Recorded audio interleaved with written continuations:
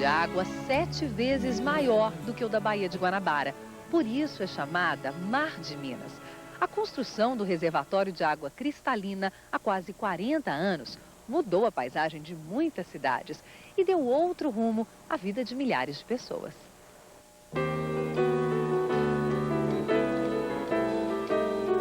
Entre o sobe e desce das montanhas, a imensidão de águas transparentes.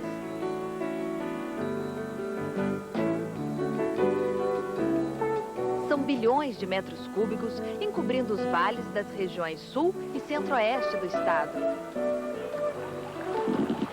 A sensação de calma nas margens da represa em nada lembra a turbulência que a construção dela gerou na década de 60. Revendo o passado, seu Ari fala sobre tempos difíceis. A água chegou aqui, foi a maior tristeza que teve no mundo, sabe? O povo ficava tudo desorientado, tudo doido, porque não tinha onde ir. A cidade onde ele vivia com outras 15 mil pessoas foi encoberta. Da antiga Guapé, à beira do rio Sapucaí, restaram apenas algumas casas de bairros mais altos, construções que foram abandonadas. As ruas, pontes, praças onde os moradores costumavam se reunir estão agora no fundo das águas. Só se pode ver em fotos. Sem pressa, seu Zé Cândido vai refazendo os caminhos que o levam de volta àquela época em que surgiu na cidade a notícia da construção da represa. Ele, como muita gente, não acreditou no projeto e continuou investindo na região. O comentário na cidade, mas você está recebendo escritura? Isso aí não pode ser. Aí vai fechar a represa, aí fecha. Falei, esse rio nada segura. Falei, mas não é só esse, é esse e o Rio Grande. Vai fechar todos os dois. Eu não acredito que tenha alguém que cerque essa água desse rio. A ideia que espantava seu Zé Cândido nasceu de uma mente audaciosa. O então presidente Juscelino Kubitschek queria gerar mais energia para incentivar o crescimento da indústria. Será a maior usina da América Latina e uma das maiores do mundo. No Rio de Janeiro, os técnicos construíram um modelo para estudar cada detalhe da empreitada, uma obra histórica. Mas contribuir para o desenvolvimento do país não pagava o amor que moradores como seu Zé Cândido tinham pela terra que estava prestes a ser inundada.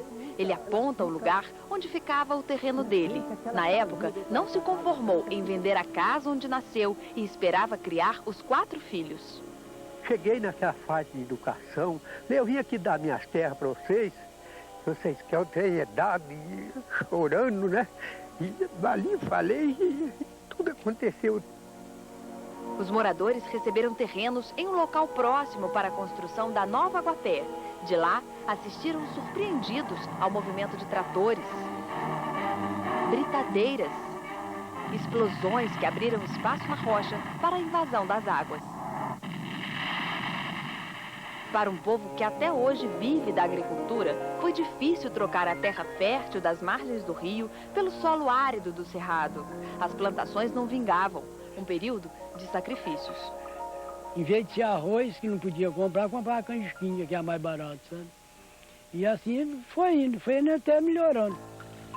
A vida melhorando e os moradores se acostumando às novidades que o progresso trazia. O aviãozinho, né, que a mulher gritava, ó, compadre, o torrador de café tá chegando, né? E era o aviãozinho, aquele helicóptero, né? Então ela falava, ela falou que porque aquele rabinho comprido, esse torrador que toca em cima do fogão, né? Então ela estava tratando ele de torrador de café. A tristeza não durou. Depois que eu comprei aqui, o meu coração já desapareceu de lá, né? Aí eu falei, tem que passar para cá agora. A obra que tirou o sono de tanta gente foi inaugurada 7 anos depois. E assim se vai transformando o Brasil, país privilegiado por seus caudais imensos.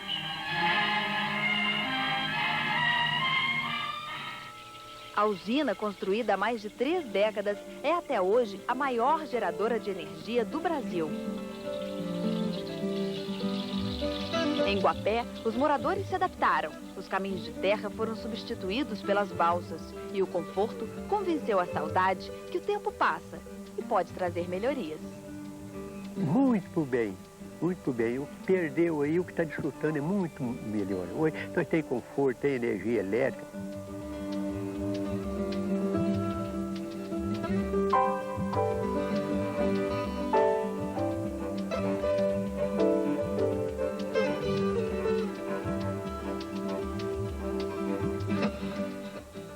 Daqui a pouco você vai ver os belos cenários que a água da represa formou ao longo de muitos quilômetros de natureza intocada. E no próximo bloco conheça as fazendas e vilas de pescadores às margens do lago.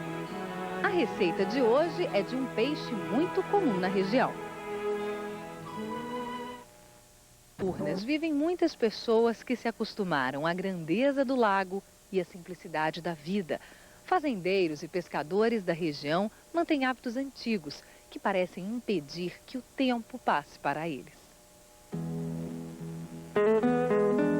No inverno, a paisagem do lago é coberta pela névoa. Mas o frio não muda a rotina dos pescadores que vivem nas colônias. Acostumados ao clima da região, é bem cedinho que vão em busca do sustento e somem nas águas de Furnas. Seu João Batista vai cedo à represa recolher as redes armadas durante a noite. Conhece bem a região. Sou o pescador mais velho dessas águas aqui. Para ter fartura nas águas, conta com a fé. São Pedro e Nossa Senhora Aparecida, padroeira da comunidade de pescadores Ponte Vila. A rede é tecida na praça. A maioria dos moradores vive da pesca. O melhor negócio aqui nessa Ponte Vila para nós aqui foi essas águas aqui. Ó, riqueza. Riqueza para quem vive da pesca, da agricultura. Furnas mudou a paisagem de parte do centro-oeste e do sul de Minas. Mas o povo que vivia aqui antes das águas mantém as tradições. Seu Paulo é fazendeiro e se orgulha da vida que leva. Nem passear, não gosta. Aqui eu moro no paraíso. Acho aqui muito bom. O tempo parece passar devagar e só muda nos fins de semana, quando os netos chegam para passar uns dias na roça. Aqui tudo é preservado. Casarão de mais de 150 anos. Os objetos guardados por Dona Rosa num quarto da fazenda. Tudo que eu encontrar eu vou guardando. Bom, isso aí para conservar, né? A história da família, né? Porque você vê, tem uns netos, bisnetos, taraneto. Então, se a gente não mostrar isso para eles, não vão ver isso mais. Eles não vão ver o munjol socar mais, o moinho moer, né? A roda fiada eu já fiei, ó. Tem a roda, tem as cartas. Peças centenárias como o cofre, herança do século XVII. E fotos da família que, por gerações, escolheu viver na região. Empenho para manter um modo de vida que encanta a gente de todo o país.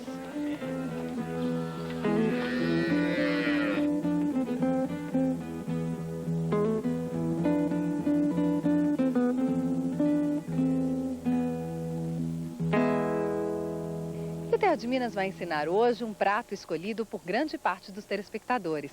67% das pessoas que participaram da nossa pesquisa por telefone votaram na receita do peixe assado na pedra.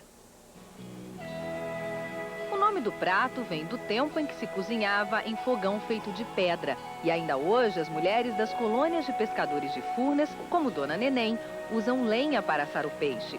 Anote os ingredientes da receita.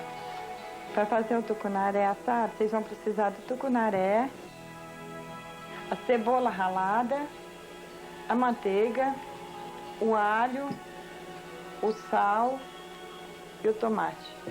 Agora eu vou tirar a cabeça do peixe para ele ficar mais bonito. Vou colocar o sal, pouco sal. Agora eu vou colocar o alho, tem que ficar bem temperado. Vamos colocar a cebola. Vamos colocar o tomate. Tomate no meio do peixe. Para ele dar gosto, soltar a água para ele cozinhar. Se quiser colocar pimenta, pode pôr pimenta do reino, pode pôr outra pimenta. Tem que temperar bastante, deixar 1 hora mais ou menos no tempero, para depois se colocar para assar.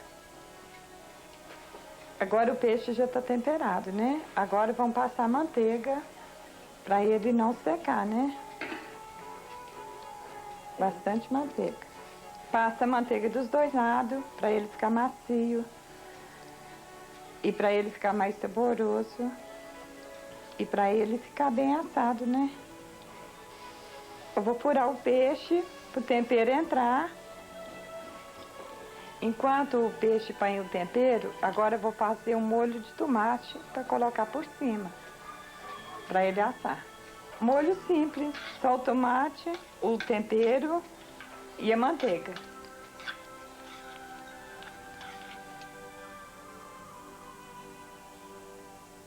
Pra gente assar ele, a gente enrola ele no papel alumínio.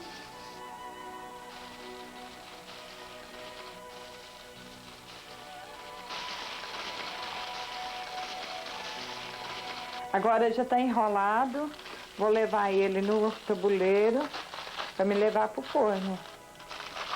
Agora eu vou colocar ele aqui no forno, bem quente, para poder ele assar. Agora depois dele assado, vou tirar o papel para ele poder corar. Agora ele já está cozido, agora eu vou tirar para botar para o forno de novo, mais uma meia hora. Uns 20 minutos.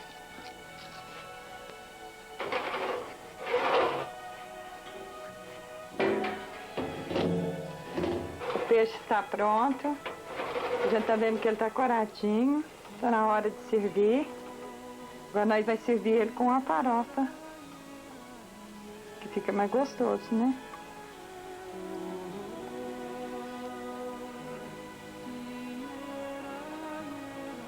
É um prato simples, mas é muito gostoso. Vamos ver se vocês vão gostar. O Terra de Minas da próxima semana é um especial sobre as estâncias hidrominerais. Você vai poder escolher entre 2 receitas de doces do sul do estado. Se você quer aprender a fazer figo cristalizado, ligue para 3209-9700. Para votar na receita de doce de abóbora com coco, o número é 3209-9701. A seguir, um passeio pelos lugares mais bonitos do Lago de Furnas. E uma cidade à margem da represa onde se faz arte em doces e tecidos. Cidades às margens do Lago de Furnas. Entre elas, há uma onde o artesanato se destaca. Carmo do Rio Claro, no sul de Minas, é terra de gente habilidosa.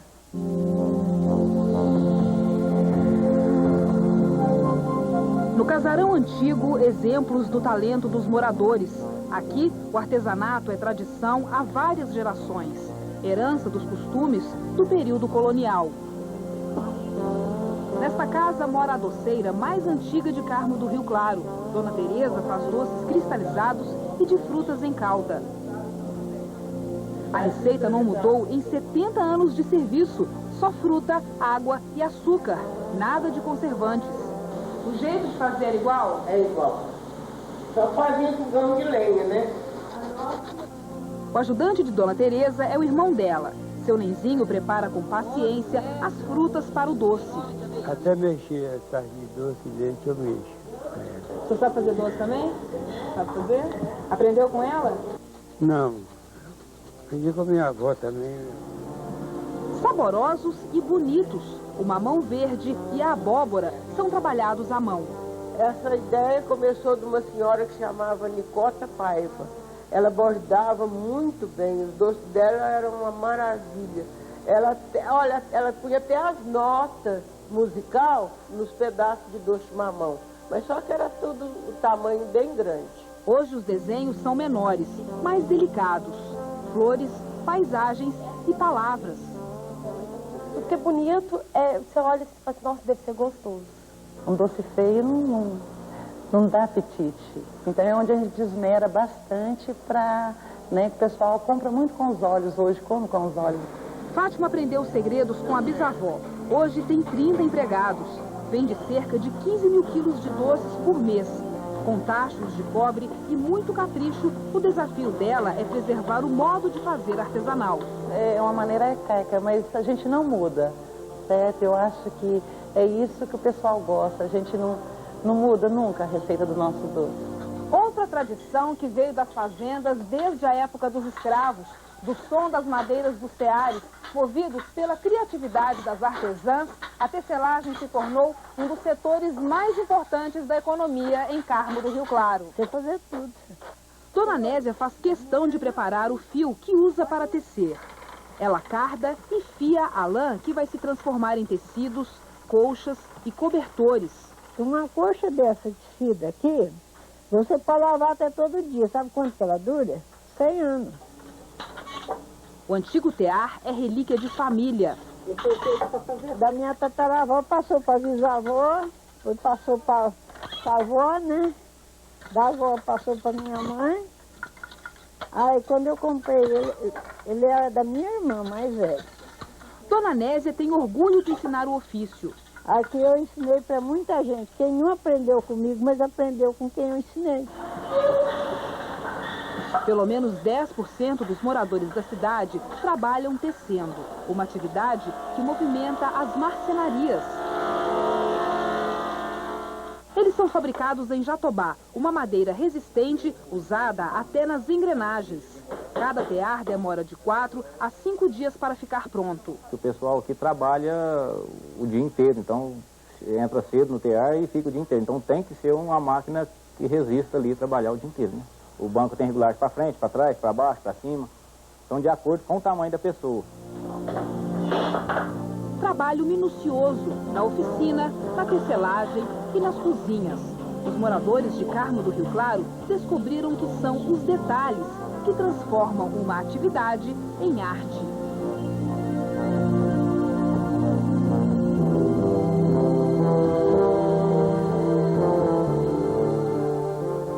Encontro da água com a montanha.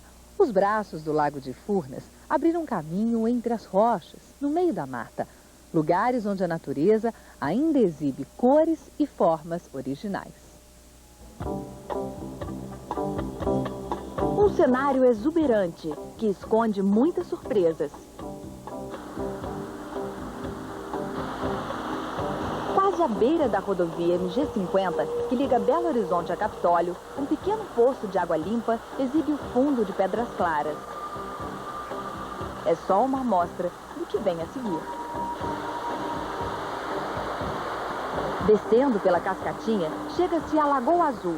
É o fim da viagem do rio Quebra-Cambão até a represa. A água transparente sobre o fundo branco ganha cores de acordo com a luz do sol. Um pequeno paraíso. Às margens de Furnas, há dezenas de cachoeiras. 4 quilômetros depois da Lagoa Azul, aparece mais uma queda d'água. O rio, conhecido como Quebra-Anzol, forma lagos antes de cair na represa. O barco passeia pelos corredores em curva, formados entre as rochas. Uma sequência de belas paisagens, onde a água do lago se encontra com o verde das montanhas. No caminho, diferentes tons de rosa parecem suavizar a dureza das rochas, tingidas pela natureza. Os cactos que tem nas encostas das pedreiras, eles soltam uma pigmentação que deixa a rocha com essa tonalidade. São anos de trabalho, natureza intocada. As canelas de ema são centenárias. Ela é uma planta típica do cerrado e ela tem uma característica, ela cresce 1 centímetro a cada ano. E aqui na nossa região nós temos canelas de ema de 2 metros a 2,5 metros, até 3 metros de altura. Nós estamos chegando agora num dos pontos mais bonitos de Furnas, que é onde estão os cânions, paredões de mais de 80 metros de altura, onde desaguam rios como esse. Ele nasce no Parque Nacional da Serra da Canastra, percorre cerca de 15 quilômetros até chegar à represa. A paisagem atrai os visitantes que usam o lugar como um refúgio. Esse casal é de Ribeirão Preto. Tudo aqui tranquilo. Ah, estamos aqui só curtindo a natureza aqui. O lugar também é um dos preferidos para quem quer se divertir.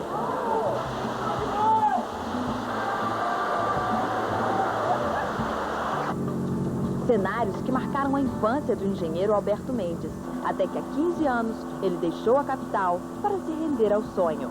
Agora, o trabalho dele é apresentar aos turistas as razões da sua paixão pelo lugar. Essa região aqui me traz, assim, muito sossego, é a natureza pura. E isso me dá paz.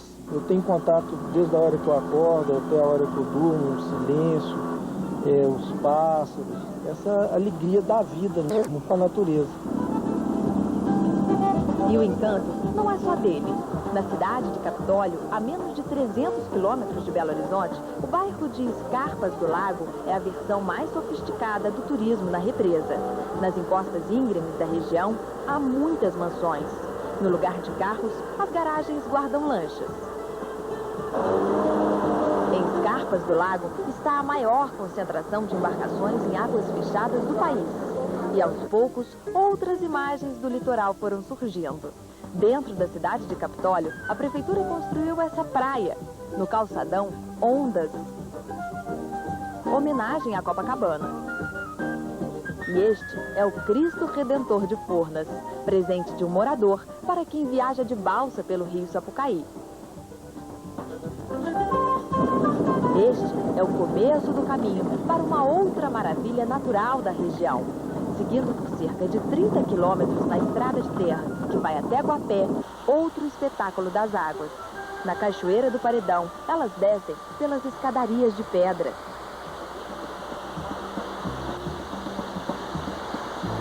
Ao todo, são 3 quedas. Antes da construção da usina, era daqui que saía a energia elétrica da região. Hoje, a força da água só continua um trabalho, o de esculpir a rocha. Aqui, ela forma um poço fundo. Do alto da última queda, a melhor imagem da região, vista de pequenos lagos e um recorte da imensidão da represa.